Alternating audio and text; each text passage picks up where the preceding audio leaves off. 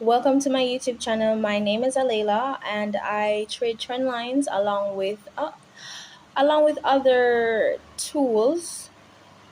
I'm gonna show you how I got this setup here, why I took my entry, and why I exited as well. So let's get into that. All right. So the market, we can see that the overall trend here, it's a downtrend. The overall trend is a downtrend, and as you can see from previous setups, all I do is I wait on the daily time frame to do a pullback, and when it starts its pullback, I come in with a trend line to follow that pullback, and whenever the trend line uh, breaks, that's when I would enter. The same thing happened here: pullback, break trend line, enter, pullback, break trend line, enter, and the same thing, I apply the same thing here. All right, so the thing with this, when I entered here, I also outlined this key area here because on the higher time frame, on the weekly, on the monthly, the market is currently at a price reversal area. It's at a level of support on the weekly or the day or the monthly, one of them. I can't show you on this chart because this only goes up to the 24-hour time frame, but this little area here, this little section here, is within that support on the weekly or the monthly. So what I did, I highlighted my key area here for my first set of targets. So this yellow line here is a level of support because it has multiple touch points. It has one here, a rejection here, and it also has a demand zone. This demand candle here, I outlined it as well. So as you can see, the market broke the trend line, tapped into the demand zone, and then pushed up. So this is where I had my first set of targets, as I said before, and the other targets were down here, this level and this level, but it didn't reach there. So this is how I was able to exit in complete profit without any losses. So I went down to the 15-minute time frame first, and I went down to a 15-minute time frame because there wasn't any trend on the hour that was developing as yet. The hour and the 4 hour didn't create its lower high. So I went in with a trend line from this point here to this point. From this, sometimes my trend lines can only be two candles.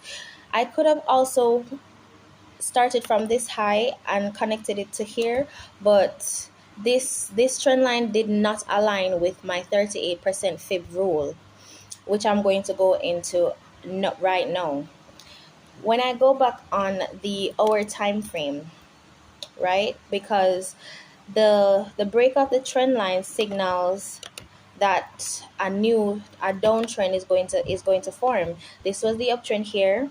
Oh, this was the uptrend here, and the break of the trend line signals a downtrend, a push to the downside is going to happen, and a downtrend is going to form. So, and you know that in the downtrend, you're going to have lower highs and lower lows. So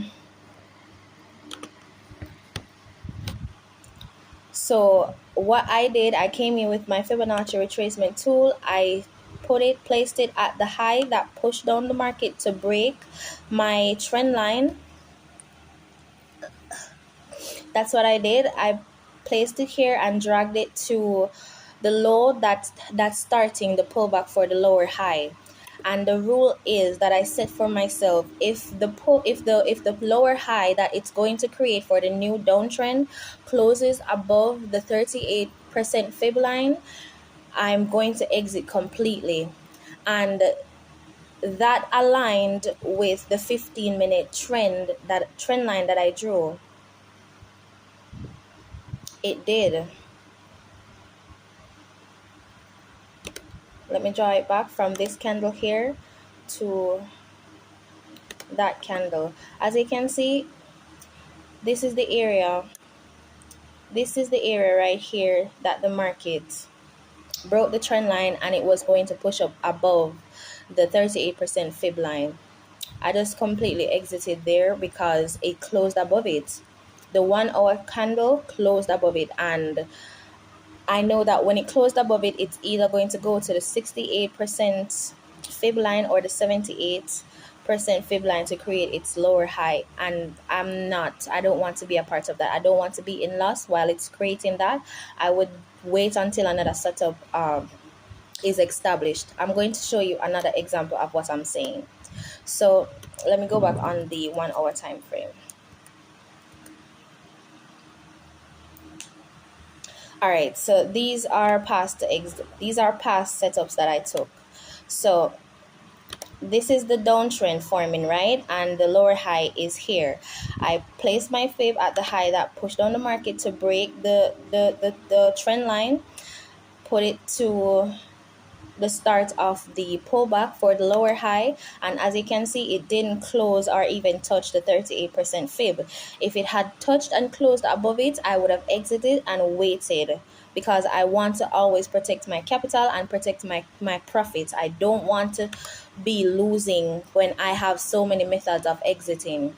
So the next example here, this is where the pullback started to create the lower high to continue the downtrend. Put my fib to where the start of that lower high is, and as you can see, it broke the 38% fib line, but it didn't close above it. If it closed above it, then I would have completely exited, as I've said before. So that's how those are the tactics that I use to successfully come out of the trade, especially if it's going against me. Especially if it's going against me. For right now, what I'm seeing,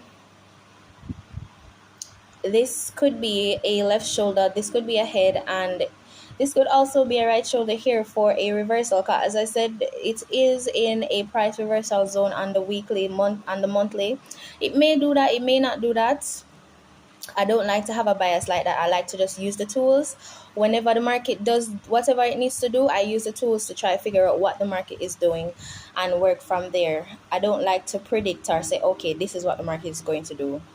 But as we can see, it's respecting this key level here, where the demand zone is that I outlined as well. I can extend this over. As you can see, it's rejecting off of it and rejecting off of the key level that had multiple touch points before.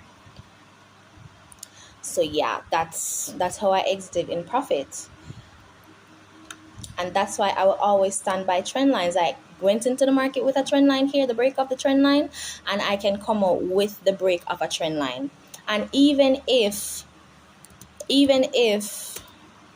I wanted to, continue trade, let me put back the 15-minute trend line from here to here. Oh, from this point to this point.